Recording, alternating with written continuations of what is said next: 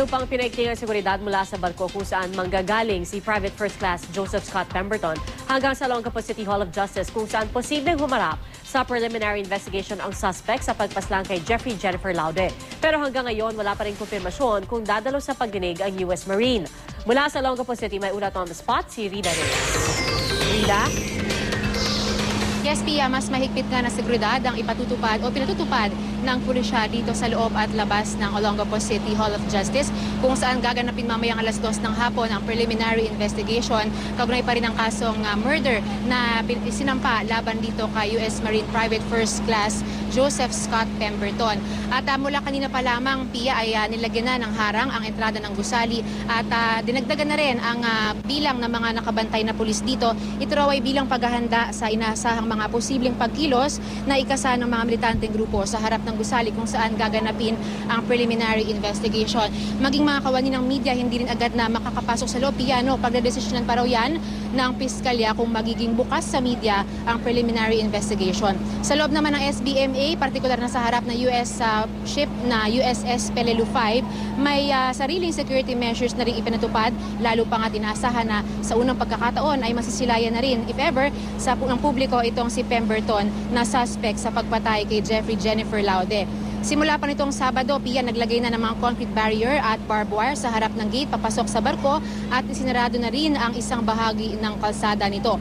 Ayon sa SBMA, bahagi lang ito ng kanilang security procedure para matiyak na maging maayos ang paghahatid kay Pemberton mula sa barko papunta dito sa Olongapo City Hall of Justice kung saan gaganapin ang PI. Nauna nang sinabi ng Olongapo City Prosecutor's Office at ng US Embassy na wala pa silang kumpirmasyon kung dadalo sa pagdinig mamaya itong si Pemberton. Bukod kay Pemberton, Pia, kasama rin sa mga pinatatawag mamaya ang 15 iba pang witness para ilahad ang kanilang naging partisipasyon o ang mga nasiksihan noong gabi ng insidente.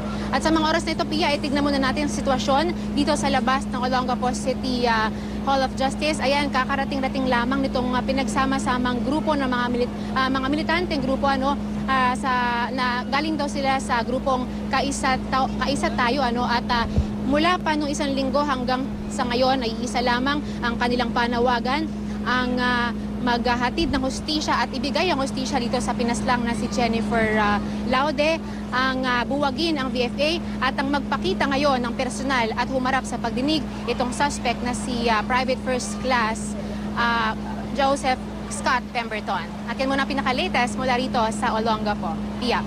So Rida, yung nakita natin dun sa live na video natin o live na kuha natin, tingin mo ba madadagdagan pa yung bilang na yan ng mga nagkikilos protesta? Dahil sa ngayon mukha namang sapat rin yung bilang ng mga polis na nagbabantay kung sakaling magkaroon man ng conflict mamaya.